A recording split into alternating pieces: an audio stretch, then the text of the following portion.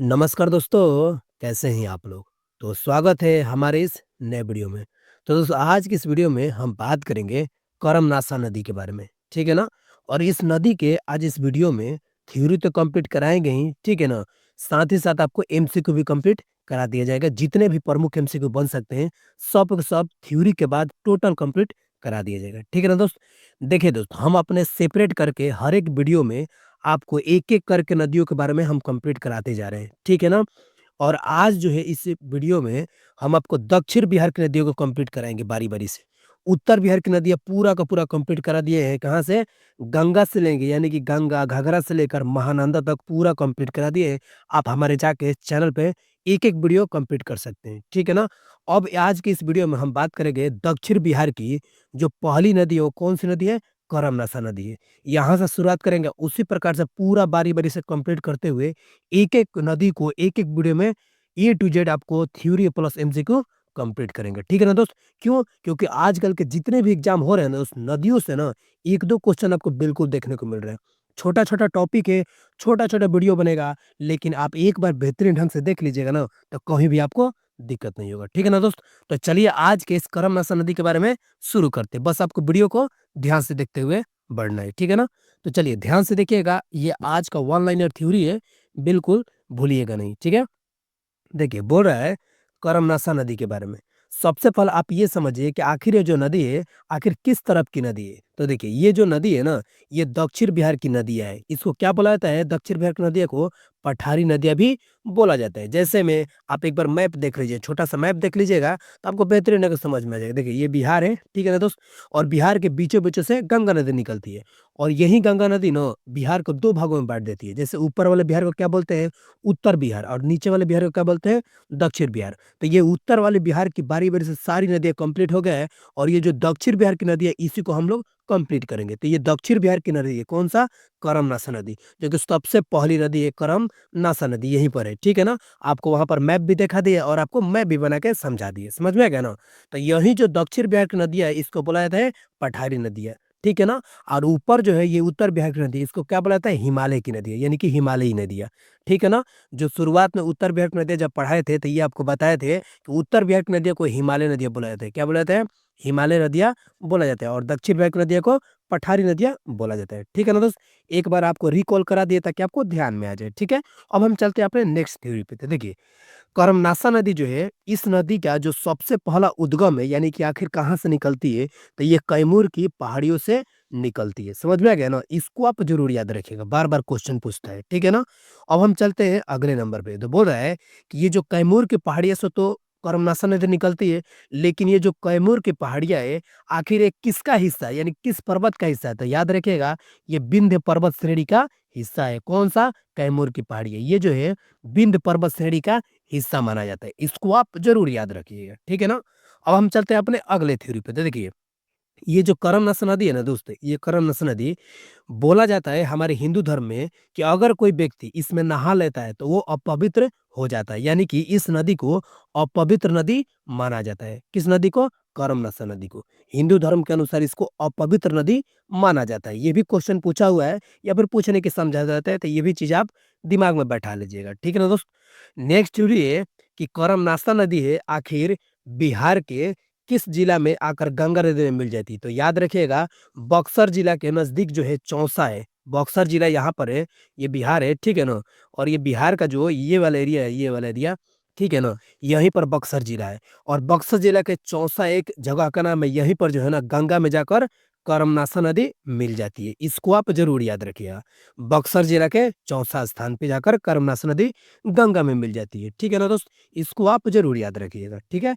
Next theory क्या बोल रहा है कि करमनाशा नदी की जो कुल लंबाई है वो कितना है दोस्त? तो 192 किलोमीटर है। कितना है? 192 किलोमीटर है। इसको आप ज़रूर ध्यान में रखिएगा। क्यों? क्योंकि किलोमीटर में तो नहीं पूछता है, लेकिन ये ज़रूर पूछ देता है कि लगभग में आपको थोड़ा-सा पूछ देता है। तो इसको आप ध्यान में रखिएगा, ठीक है ना? अब हम चलते हैं अपने अगले थ्योरी पे, यानी कि अगले स्लाइड पे। तो देखिए, ये बोल रहा है कि ये जो नदी है करमनाशा नदी, ये दक्षिण बिहार की सबसे पश्चिमी नदी है। तो देखिए, ये मैप में देख लीजिए, ये तो आप मान लीजिए कि ये दक्षिण बिहार है, ठीक है ना? और सबसे पश्चिम वाला नदी है तो यहीं पे देख लीजिए कर्मनाशा नदी है, जो कि सबसे पश्चिम वाला नदी माना जाता है। कितनी बार ये क्वेश्चन पूछा हुआ है, तो ये आप दिमाग में ज़रूर बैठा लीजिएगा, ठीक है ना?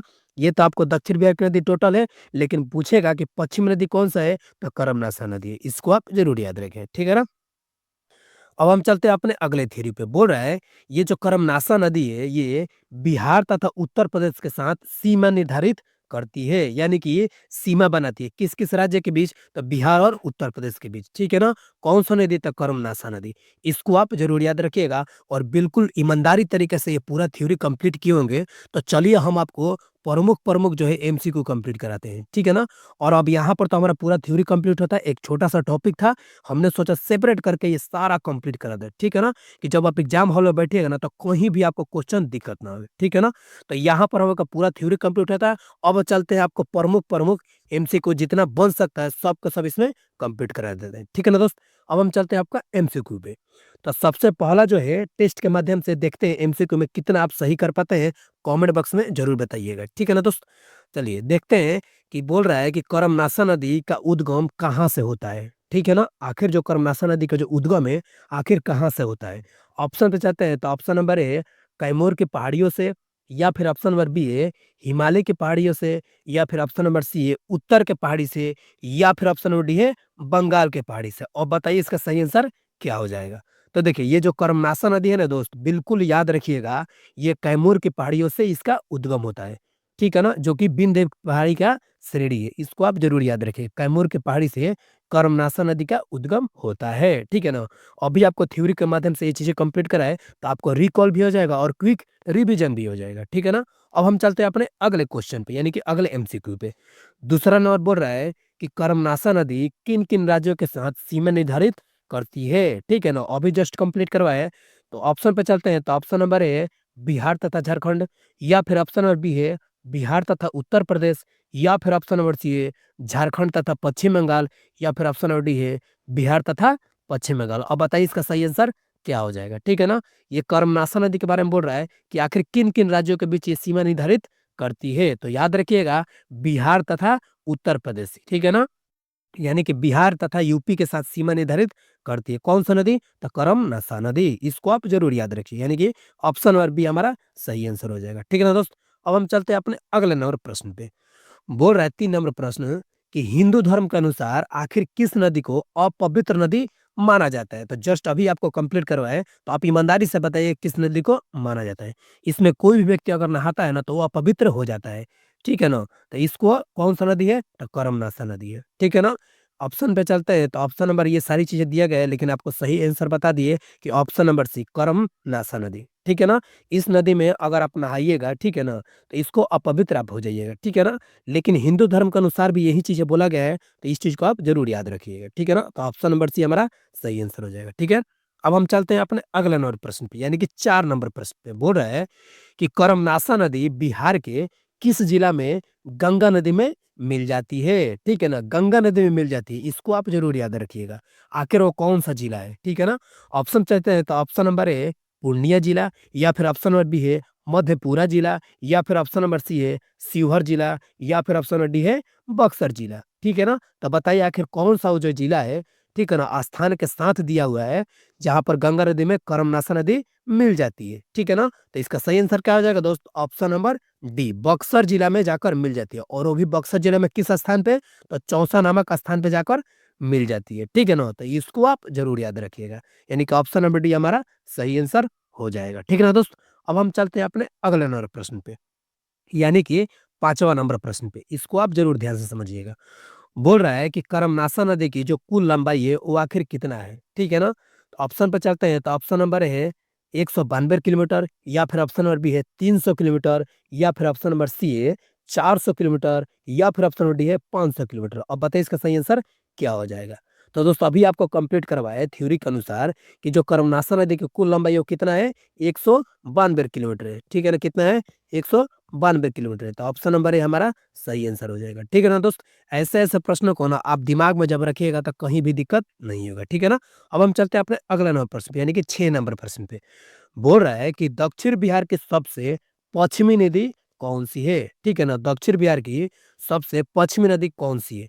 तो ऑप्शन पे चलते हैं, तो ऑप्शन नंबर ए है गंगा नदी, या फिर ऑप्शन नंबर बी है करमनासा नदी, या फिर ऑप्शन नंबर सी है क्यूल नदी, या फिर ऑप्शन नंबर डी है सरकी नदी। अब बताइए इसका सही आंसर क्या हो जाएगा? तो देखिए, अभी जस्ट आपको मैप के अनुसार समझाए, लेकिन एक बार और मैप बना देते हैं ताकि आपको चीज़ें बेहतरीन ढंग से समझ में आ जाए। तो देखिए, ये जो है क्या है, बिहार है, ठीक है ना दोस्त?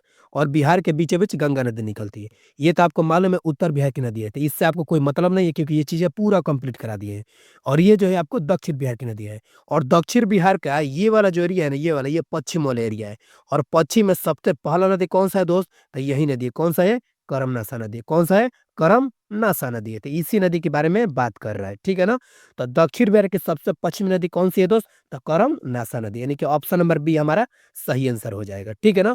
बार-बार क्वेश्चन ऐसे घुमा-फिरा कर पूछता है, तो जब आप थ्योरी और एमसीक्यू के माध्यम से कोई चीज़ कंप्लीट कर लेते हैं, तो फिर आपको कहीं भी दिक्कत नहीं होगा, ठीक है ना दोस्त? अब हम चलते हैं अपने अगले नंबर प्रश्न पे, यानी कि 7 नंबर प्रश्न पे, ठीक है ना? बोल रहा है कि दक्षिण बिहार की नदियों को और किन नामों से जाना जाता है? अभी जस्ट आपको कंप्लीट करवाया है, तो बताइए कि दक्षिण बिहार की नदियों को और किन नामों से जाना जाता है, ठीक है ना? ऑप्शन पे चलते हैं, तो पूर्व की नदियाँ, या फिर ऑप्शन नंबर बी उत्तर की नदियाँ, या फिर ऑप्शन नंबर सी पठारी नदियाँ, या फिर ऑप्शन नंबर डी हिमालय नदियाँ। और बताइए इसका सही आंसर क्या हो जाएगा? तो देखिए, ये जो बिहार है ना, बिहार, ये बिहार को आपको मालूम है कि 2 भागों में बाँटने के बाद ये ऊपर वाला बिहार को उत्तर बिहार बोलते हैं। तो ये उत्तर बिहार की नदियों को क्या बोला जाता है दोस्त? हिमालय की नदियाँ। क्या बोला जाता है? हिमालय की नदियाँ, ठीक है ना? और ये जो नीचे वाला जो एरिया है, इसको बोला जाता है दक्षिण दक्षिण की नदियाँ। क्या बोला जाता है? दक्षिण की नदियाँ, ठीक है ना? और इसी दक्षिण की नदियों को क्या बोला जाता है? पठारी नदी, ठीक है ना? क्या बोला जाता है? पठारी नदी। समझ में आ गया ना? तो दक्षिण बिहार की नदियों को क्या बोला जाता है? पठारी नदी, यानी कि ऑप्शन नंबर सी हमारा सही आंसर हो जाएगा, ठीक है ना? ऐसे-ऐसे प्रश्न बिल्कुल घुमाकर पूछता है, तो आप ज़रूर याद रखिएगा कि दक्षिण बिहार की नदियों को पठारी नदी और उत्तर बिहार की नदियों को हिमालय नदियाँ। क्या बोला जाता है? हिमालय नदियाँ। इसको आप ज़रूर याद रखिएगा। समझ में आ गया ना दोस्तों? तो देखिए दोस्त, आज जो है हमारा जितना प्रमुख एमसीक्यू बन सकता है, सब का सब आपको कंप्लीट करा दिए। और सबसे बड़ी बात क्या है कि बहुत सारे विद्यार्थियों का ये कहना होता है कि सर इसका पीडीएफ दे दीजिए ताकि रिवीजन करने में आसान होगा, ठीक है ना?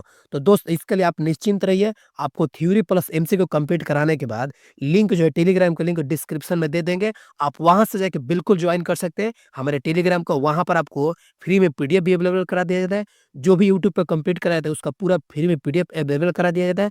साथ ही साथ बिहार के जितने भी करंट अफेयर बन सकते हैं, उसका वैसे वैकेंसी सारा का सारा इसमें अपडेट दे दिया जाता है, ठीक है ना? और जो भी विद्यार्थी अगर चाहते हैं, क्यूआर कोड से स्कैन करके भी आप टेलीग्राम से जुड़ सकते हैं, ठीक है ना? और सबसे बड़ी बात कि अगर आप यहाँ तक कंप्लीट कर लिए हैं इस वीडियो को, तो पूरी ईमानदारी के साथ आप ना दोस्तों इस चैनल को एक बार सब्सक्राइब कर लीजिए। क्यों?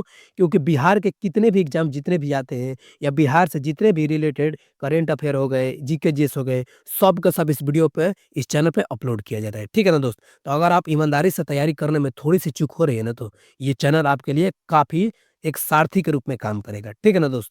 तो चैनल को प्लीज़ सब्सक्राइब कर लीजिए और दिल से लाइक कीजिए, ठीक है ना? और खूब मन लगा कर पढ़ाई कीजिए। ठीक है ना? मिलते हैं नेक्स्ट वीडियो में, तब तक के लिए बाय।